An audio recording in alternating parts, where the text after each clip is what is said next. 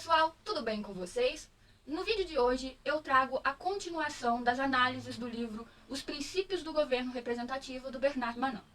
Hoje, especificamente, nós vamos começar o capítulo 1, que é denominado Democracia Direta e Representação, a seleção de cargos públicos em Atenas.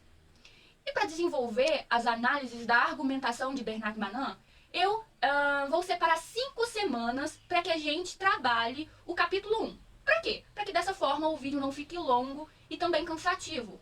Logo, durante as 5 semanas, nós vamos entender qual é o processo argumentativo de Manin para entender o que diferencia a democracia direta dos governos representativos. Mas você vai dizer, Xênio, o que diferencia um ou outro não é a participação do povo em assembleia?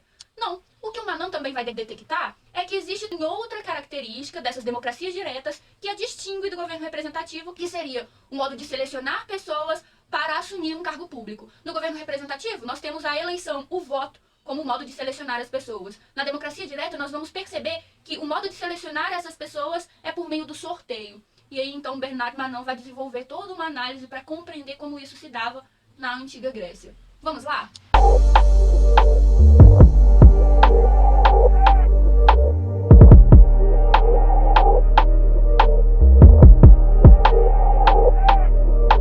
No capítulo 1, intitulado Democracia Direta e Representação, a seleção de cargos públicos em Atenas, Manin afirma que o que mais distingue a democracia das cidades-estados da antiguidade e o governo representativo é o fato de que nos governos representativos não há uma atribuição de um papel institucional às pessoas reunidas em assembleia. Mas outra característica pouco discutida e que também revela a distinção entre democracia representativa e a chamada democracia direta é o fato de que os poderes que não estavam nas mãos do povo, reunidos em assembleia, foi atribuído a cidadãos selecionados pelo sorteio. Isso foi o que revelou uma análise do regime ateniense. Em contraste, em nenhum dos governos representativos dos últimos 2 séculos, o sorteio foi usado para distribuir qualquer poder, seja soberano ou executivo, central ou local. A representação só foi associada ao sistema eleitoral, às vezes combinado com herança, como nas democracias constitucionais, mas nunca com loteria. Ao contrário da ausência de uma assembleia popular, a não utilização do sorteio não pode ser explicada apenas por limitações materiais. Ao explicar as razões pelas quais os governos representativos não atribuíam à Assembleia Cidadã nenhum papel, os autores costumam se referir ao tamanho dos estados modernos, visto que entidades políticas do tamanho dos estados modernos, maiores e mais populosas que as cidades-estados da antiguidade, não é possível reunir todos os cidadãos para deliberar e tomar decisões como um único órgão.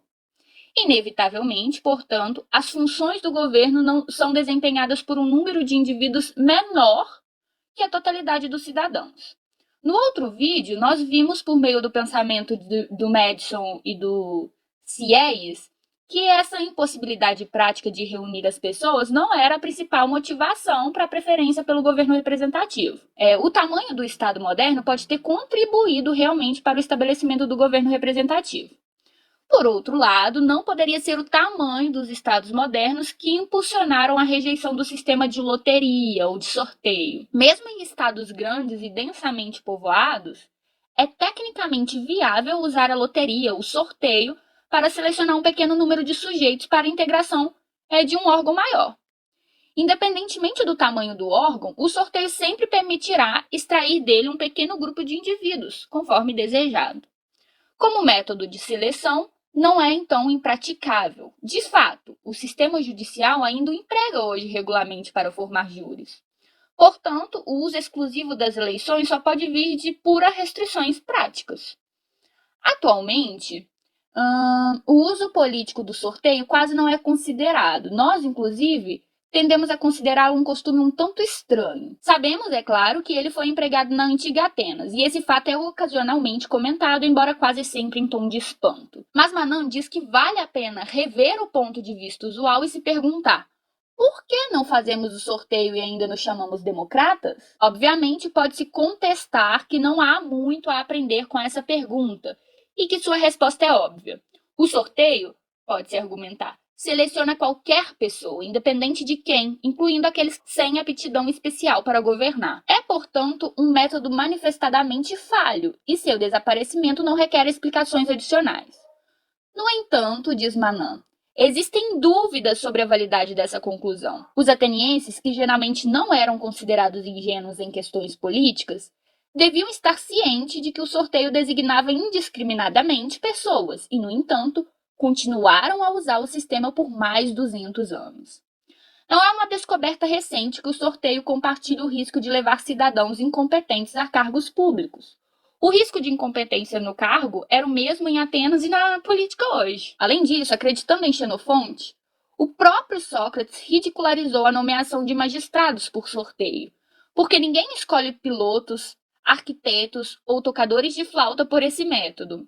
Isso significa, no entanto, que a pergunta que devemos fazer é se os democratas atenienses realmente não tiveram respostas quando confrontaram com tais objeções. Também é possível que eles tenham encontrado meios de se proteger do risco da incompetência por meio de acordos institucionais complementares.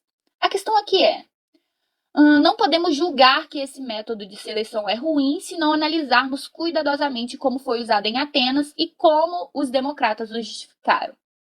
De qualquer forma, independentemente das razões para o desaparecimento do sorteio, permanece o fato crucial de que a democracia ateniense o usou para preencher certas posições, enquanto os regimes representativos não o consideram em absoluto. A diferença dificilmente pode deixar de ter consequências em relação ao exercício do poder, ao modo de sua distribuição e às características daqueles que governam.